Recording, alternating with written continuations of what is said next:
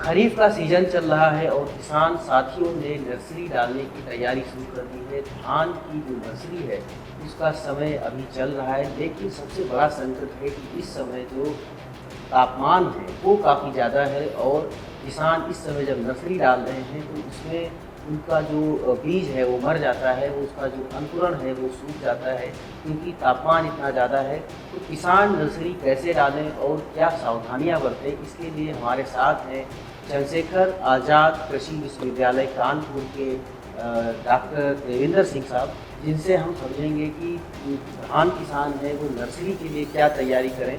सर्वप्रथम मैं किसान भाइयों को ये सलाह दूंगा कि इस समय टेम्परेचर बहुत ज़्यादा हो रहा है। इस टेम्परेचर में धान की नर्सरी का सर्वाइव करना काफ़ी मुश्किल है, लेकिन फिर भी टाइम से ट्रांसप्लांटिंग करने के लिए नर्सरी का ये समय अप्रोप्रिएट टाइम यही है। तो उसके लिए किसान भाइयों को मैं यही बताना चाहूँगा कि सर्वप्रथम नर्सरी को पहले धान को उगा लें। उगाने के बाद जब अंकुरित हो जाए तब क्यारी में जाके उसको इस डालें। और क्यारी में डालने के बाद इस बात का विशेष रूप से ध्यान रखें, ज़्यादा टेम्परेचर हो रहा है उसकी वजह से जो अंकुरण होगा वो अंकुरण उसको प्रभावित करेगा। पानी बॉयल हो जा रहा है, जब पानी बॉयल हो जा रहा है तो वो बट स्वाभाविक उसको अंकुरण जो होगा उसको प्रभावित करेगा। इसलिए उसको में पानी निकाल दें नर्सरी से और दोबारा ताज़ा पानी लगाएं। और इस तरह से प्रक्रिया करते करते जब थोड़ा सा सर्वाइव करने लायक हो जाए तब उसमें और पानी भरा ना रहे, खेत में पानी भरा रहेगा, बॉयल होगा तो उसको प्रभावित करेगा। तो इस स्थिति में क्या रोज पानी भरें क्योंकि इतना तापमान हो रहा है? देखिए, तो नर्सरी का ज़्यादा एरिया भी नहीं होता है। 1 हेक्टेयर रोपाई के लिए नर्सरी 700 से 800 वर्ग मीटर में लगाई जाती है। जो महीन धान की प्रजातियां हैं उनमें 30 किलोग्राम पर हेक्टेयर के हिसाब से, और जो थोड़ा मीडियम है उनमें 35 किलोग्राम पर हेक्टेयर के हिसाब से, और जो थोड़ा कोर्स मोटी हैं उनमें 40 किलोग्राम पर हेक्टेयर के हिसाब से नर्सरी डाली जाती। तो वो मेंटेन करना ज़्यादा बड़ी बात नहीं है, उसको ये किया जा सकता है। नर्सरी अच्छी हो, खास करके उसकी शुरुआत होती है तो कहते हैं कि किसी चीज़ की शुरुआत ही डिपेंड करती है कि आगे कैसा रहेगा। देखिए, तो अच्छी नर्सरी के लिए किसान क्या सावधानी बरतें और कैसे डालें, उसकी तैयारी कैसे करें? उसमें सर्वप्रथम खेत की तैयारी कर लेनी चाहिए, उसको बीड फ्री करके तब नर्सरी डालें। और जो है कि अच्छा तो ये होता है किसी भी क्रॉप को लेने से पहले सॉइल टेस्ट करवाना ज़रूर होता है, तो उससे ये पता चल जाता है इसमें नाइट्रोजन कितना, फास्फोरस कितना, पोटास कितना, जो न्यूट्रिएंट्स का स्टेटस है वो पता चल जाता है। लेकिन इन जनरल जब नर्सरी हम डालते हैं तो उसके साथ में 100 kg nitrogen, 50 kg phosphorus, 50 kg potash एवं ये क्या बोला जाता है 25 kg zinc sulphate per hectare के हिसाब से डालते हैं।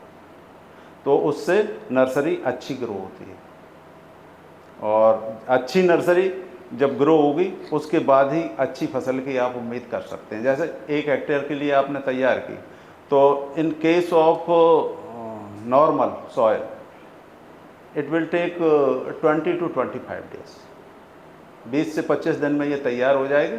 और then you transplant and feed. और अगर सोडिक सॉइल है, जैसे सैलाइन एल्कलाइन सॉइल, हमारे यहाँ काफ़ी एरिया है, हमारे एरिया यूनिवर्सिटी एरिया जुडिक्शन में, तो उसके लिए 1 महीने से ज़्यादा, 30 दिन से ज़्यादा की नर्सरी रिकमेंड की जाती है।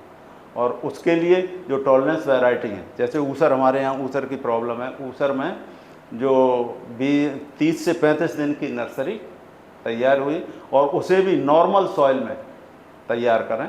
तैयार करने के बाद तब उसको ट्रांसप्लांट कर सकते हैं। और उसके लिए नर्सरी बोने के लिए तापमान कितना होना चाहिए, आइडियल तापमान कितना चाहिए, जैसे अभी से रिलेट कर सकते हैं कि क्या किसानों को वेट करना है, कितना तापमान आ जाए? देखिए, अगर सावर आ जाते हैं, बारिश हो जाती है, ठीक है, तो उस समय से अच्छा कोई समय नर्सरी के लिए है। लेकिन अब जैसे अभी कैनाल्स के किनारे हैं, जहाँ बम्बा हैं, तो वहाँ नर्सरी डालने में कोई प्रॉब्लम नहीं है। वो तो जैसे शेड है, कोई छाया है, उस तरह से मिल जाती है तो नर्सरी अच्छा ग्रो कर जाएगी। क्योंकि वहाँ तो कर सकते हैं, वो पानी फ्रिक्वेंटली दे सकते हैं, लेकिन ट्यूबवेल वगैरह वहाँ के लिए ये है कि अपना फ्रिक्वेंटली ये करते रहें।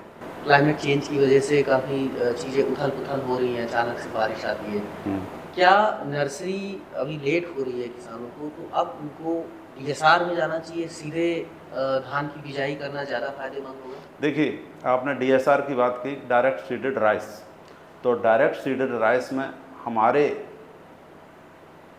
सराउंडिंग इसका एरिया नहीं है। वो एरिया क्यों नहीं है?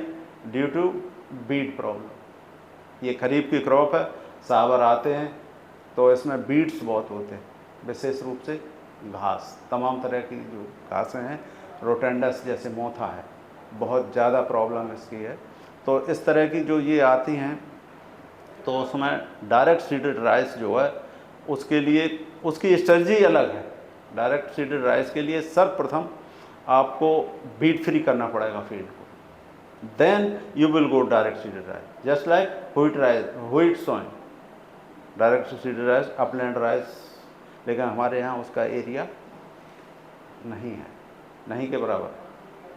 बहुत बहुत शुक्रिया डॉक्टर साहब, ये हमें बताने के लिए कि नर्सरी किसान कब डालें और क्या सावधानियां बरतें। खास करके डॉक्टर साहब अभी हमें जो बता रहे थे कि कितना टेम्परेचर होना चाहिए, 37 डिग्री के आसपास होना चाहिए, बारिश शुरू हो जाए, थोड़ा सा कम हो जाए। अगर किसान अभी डालना चाहते हैं तो उसके लिए उनको रोज़ पानी लगा करके और उस पानी को निकाल देना होगा, ताकि बदलते रहना चाहिए। हाँ, पानी गर्म ना होके और उसका अंकुरण प्रभावित ना हो।